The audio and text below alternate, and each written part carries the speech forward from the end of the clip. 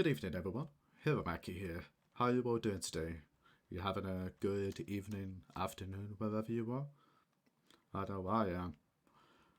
Now, I'm going to upload a video, and it's going to have some usual Command & Conquer gameplay featuring yours truly, and a very terrifying player called Cat. But before we go any further, I just want to bring this to your attention. If you are a big fan of the original soundtrack, Command & Conquer and Red Alert, among other games, then you might actually appreciate what's coming forward, because Frank Lepacki, the sound designer for Command & Conquer and Empire at War, has opened up a Patreon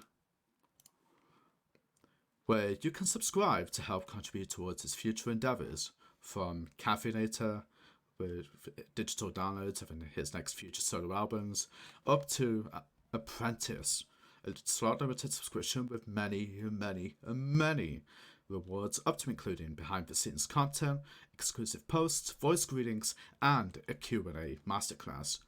If you're willing to be a patron of anybody, I couldn't suggest a better person. So, feel free to check him out. I'll be attaching a link in the video description. And without further ado, let's get started with today's game. So here we go. At the start, we've got myself, me, if you can believe it, right here in this corner. Got Sarge down here in the southeast. I was about to say southwest, but oops. We got now Sarge and we're gonna be teammates in this one. Got Angel Tech up here in the east with his ally Cat, who at the time I think was called Cat. Now, just a few things. I originally wanted to deploy here mainly because I wanted to try and exploit this Tiberium field as soon as possible. Meanwhile, I would also wanted to expand up here, so I had basically two viable forms of income here. Now, Cat, on the other hand, Cat's been pretty organized about this. They deployed straight away over here, built a refinery over here, while also slowly expanding down here. Engitech did more or less the same thing as me, I like to think. Deployed here, and started building upwards to exploit this northern Tiberium field here. Here's a better look. Now, Sarge, he's a bit of a awkward positioning, but I do like how he plays up two refineries off the get-go, as well as a silo, possibly for further expansion up here, which we're seeing with another silo. Might see another refinery built up around here, who knows. So here's the first refinery, and the second. I really should have just built another one down here, like another power plant or a silo, just so I could have some quicker access to these, but it sort of works out for me a little bit. Now, there's one thing you should know about this, and that is Cat is a very competent player. In both games that I've played with these three guys, Cat has been the one I've been most, how do I put it, terrified of. But here we go, I scattered out, managed to get most of the base for Cat, and here I am just trying to cover most of Engine's base. Didn't get too much of a chance. I really should have tried to move a Humvee down here just so I had a bit more of a coverage in this area here. But that worked out alright for me later on. So I just got some decent perimeter defense going on here. Built a couple of guard towers over here. I think mainly to deter any sort of infantry attacks.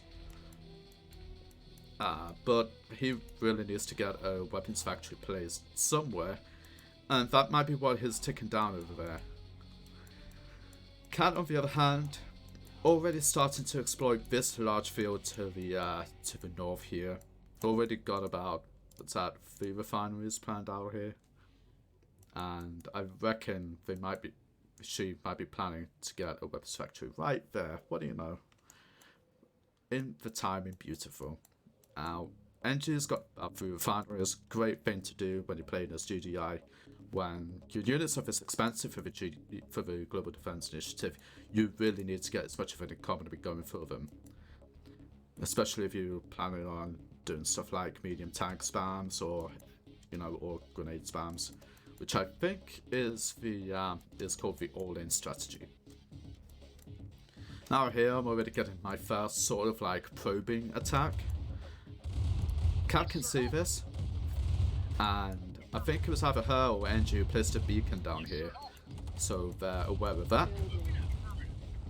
Now, Sarge is minding his own business. I don't know if he was really looking at what was going on. But so far I've managed to put a slight dent, but because of those Humvees up there in the north, there's no real way for the Grenadiers to sort of mount any sort of counterattack to them. So it did sort of plink away at them. But now that they've been worn down enough, Cat just puts her Humvees over here. Maybe, if I remember correctly, she decided to get some medium tanks prepared soon to mount an attack on my base, which we'll see the results of that in a few minutes. We'll see another refinery built up here. Cat's really maximizing the economy here, which was a fantastic idea because it meant that she had such a stellar economy going, and I'm really terrified of her, come to think of it. She was very frighteningly competent, really. I'd love to see some more games where she plays against other high-level players. I don't really know why she doesn't do too much of it, but I haven't really spectated her too much to really have sort of an idea. Oh, what was that? I know I saw something. I think it may have been that power plant. Because as you can see here, my income was doing terribly, you know. Although I had a good count of medium tanks, because I could see those mediums just hanging on over there, maybe for a preliminary assault, and that constant did help for me to locate that. And I'm trying to think what I did there. I think I did attack the harvester, but she was right on it, I think. Oh, I thought she was reacting to this, but it just turned out right at the wrong time. She already had like a full load of Tiberium there. Now let's have a look at Energy Tech. Energy has those rocket soldiers, and I think I know why. You see, there's one strategy that that Sarge is known for. You see these orcas right here? Most of the matches I've seen him playing so far, he's always been quite fond of using orcas for when it comes to attacking enemy positions, which works fine and all, but after a while, your opponent does sort of get used to it. Now we're starting to see the attack here. Cat's using some of the orcas to try and wear down some of the medium tanks here, and if I remember correctly, it didn't go too well for me. So let's see how that turns out. And straight away, my tanks are already getting a battering. And this is where I screwed up, I believe. Because you see, those were all the tanks I had. And here I was trying to go for the construction yard. But Engitech sells them, which I think bites him in the behind, you know, not long afterwards, because as you can see, there's only the two barracks, and if both of them go down, then Engie's not really going to have much of a solid defense. Now I'm realizing the consequences of my actions here. I only have 3 medium tanks to defend my base with, and at the same time, Engitech's starting to get a bit desperate. He's trying as hard as he can to defend against these, but I can't really do anything to help, you see, because at the moment, my own base is being assaulted. And I think the best choice for me to have made here would have been to sell off our guard tower, and I think that's something I might do. But we'll see that. But my tanks, they're holding the line. Brave men, as they are. God bless them. They did their best. And now, Cat's trying to go for a pincer movement here by using these Humvees to start attacking this weapons factory. And at this point I'm starting to panic a little bit. I haven't got all that much money, I haven't got a barracks. So it's at this point where I realise, okay, I've got to do some serious damage control here. I've got next to no money, and I'm going to have to deal on two fronts here. That weapons factory is already started to get damaged, that Orc is already going for it, and the best thing I should have done was to sell that, because otherwise, you know, I lost quite a lot of money from that venture. So now I'm realising what's going on. I've lost both forms of unit production, and it's already starting to get a bit bleak here. So now I've built a barracks over here, and the only thing I can really do in this sort of situation now is set up a guard tower, try and do some form of damage control. I've got some grenadiers here to try and take the load off by taking care of the Humvees, and the medium tank is down, which is a massive help for me, because otherwise there wasn't too much that I could have done. And I solved the construction yard, because really, when you have orcas just constantly on that and my income was pretty low, the best choice I really made here was selling the con yard, just so I had that little bit of extra money for some last ditch attempt. Now it's not looking too good, so I should have repaired that around that barracks, because he did have the money for it. But because he didn't, once that goes down, the only buildings he has are these helipads. Now we're seeing here the orcas. Great move on Cat, taking it down. And because there's no construction yard, it is the only viable form of assault that Sarge has now of his orcas. Bear in mind, Edgetech only has what looks like one harvester right now. And we can see over here, Cat's already getting some medium tanks. Her economy is doing fantastic. 3,000 credits. She's pretty much prepared for any sort of eventuality. Me on the other hand, I realise there's only really one strategy I can go for now, and that will be the all-in. Now the all-in mostly involves having as many grenadiers as possible, and I realised I didn't need that refinery, so I sold that off, just for a little bit of extra, should we say, emergency money. Now, Edgetech going for the, I want to say the final assault, put that in quotes. Send in a good mix of riflemen, engineers, grenadiers, and rocket soldiers over. And because Sarge is slow to react, the riflemen over here pretty much die pretty quickly. So now I realise that it's pretty much, how do we call it, a base race now. I realise here there's only 3 structures here, and the only option for me now is try and destroy these structures before Edgetech does any real massive damage over here. Thankfully, I get that done. Edgetech's out the game. Good game, by the way, Engie. You did well. Did a good job of managing to wear down Sarge enough to where a lot of damage was done to him. So now I'm realizing I've got to keep up the momentum here. I've got to keep pushing, because if I don't push, then I'm going to regret it. So I try to do what I can. I managed to destroy one of the fires, but at that point it's a bit too late. There's no Tiberium down here anyway, so Cat has to sell the comp center just for a little bit of extra dough here. But my assault failed because of this one advanced guard tower that came up. You can't fault the bravery of these grenadiers that I sent over, except for the results, I suppose. So now I'm broke. Sarge is broke. And there's constant attacks here from Cat, and she sees that I'm moving over here, so she maneuvers away back up here.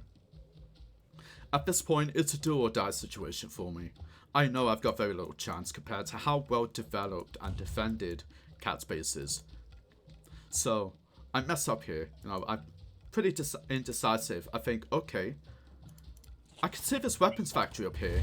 Is there maybe a possibility that I can send these grenadiers up here to maybe take out this weapons factory? So I move my grens up here. And I'm like, okay, let's try and get this. But it's too out of range. Because there's this tile of grass right here, there's no actual way for me to attack. So I realized, oh, damn. Looks like I've only got one option here. Can't send my grenadiers down here because the advanced guard tower is going to mow them down. The only choice I have is to attack this part. But of course, because there's an advanced guard tower here that's, pretty good against infantry, and an advanced one, it means that the attack pretty much went out like a damn squib, with even less results than the last time. Now, what I should have done... Okay, pause. What I should have done here was taken that little bit of extra time to move the grenadiers over here and attack from up here. I have no idea if that would have worked, because at that stage, if I just unpause real quick, Cat still has visibility here, so it would be a massive risk that I take, but it still would have been much better to do that than to move my infantry up here against the guard tower, because then that might have still gone built, but at least this would be covered. You know, at least she'd have to build one here, which means that, well, things could have gone differently. For one, I could have just ended up, taking out this construction yard. But retrospect is a very fine thing. But you know what's better than hindsight? Foresight. And unfortunately, I did not have any of that. Cat really did a good job with this. Truth be told, there's no real way that I was going to be able to compete against her. And at this point, I started to get desperate, decided to switch tacks to rocket soldiers instead. Because you see, at least they're anti-vehicle.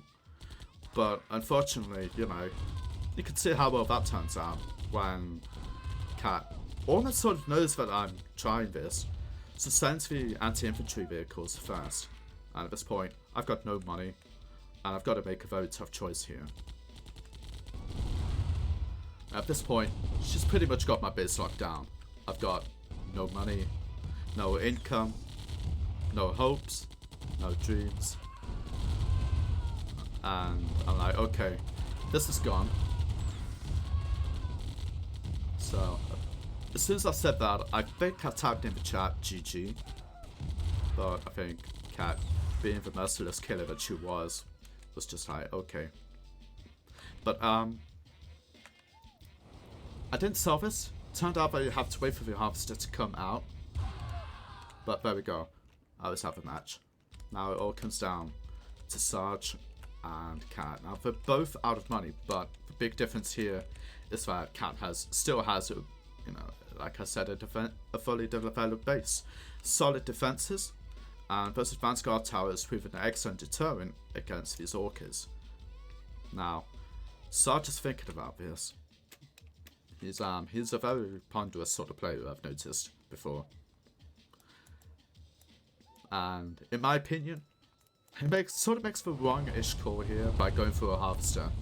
It would have been a much better idea, in my opinion, if he went around, because as you can see, there's no sort of like building, defensive buildings over here, which would have meant that he could have easily went around and attacked this weapons factory.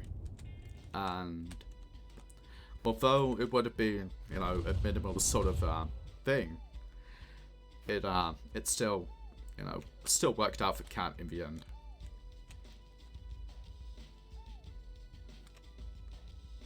I was seeing here, he's got, Cat's got rocket soldiers here, planning them out, and it'll work out later, because if they're not camped over, if they don't camp out over here, they're still going to do a great job against these orcas, because of their amazing anti-air capabilities. And even then, some of them still go down, which I was quite surprised about. I was not expecting that much damage to be done, but there's only so much that you can do with orcas, and even then, they're slowly being whittled down. Not to mention, these orcas do have to, rearm eventually.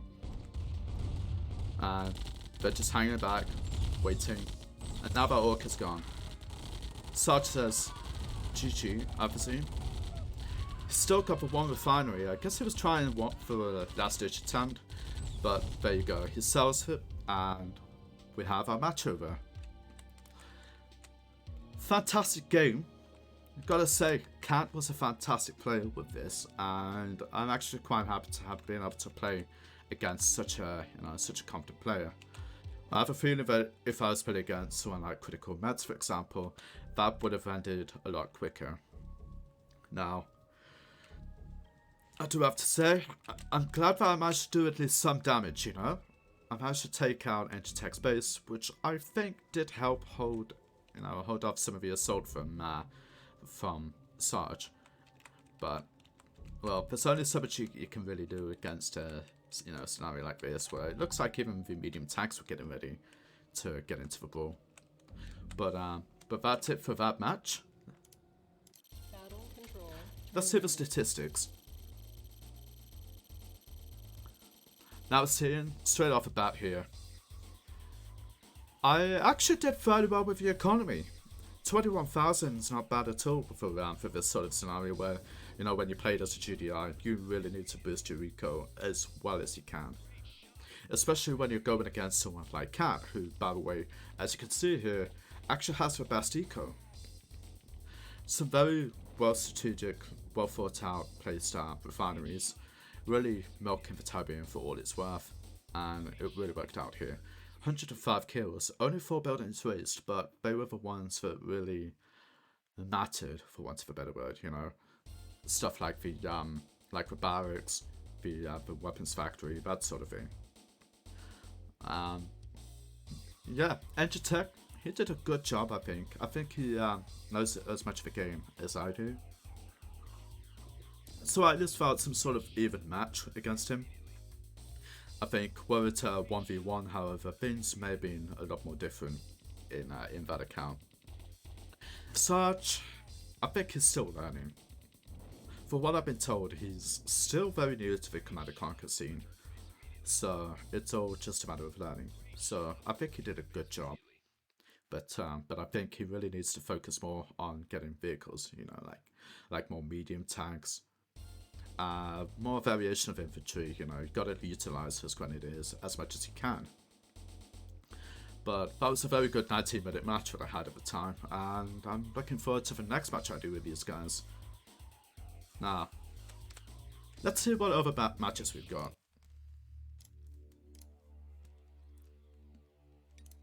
Now,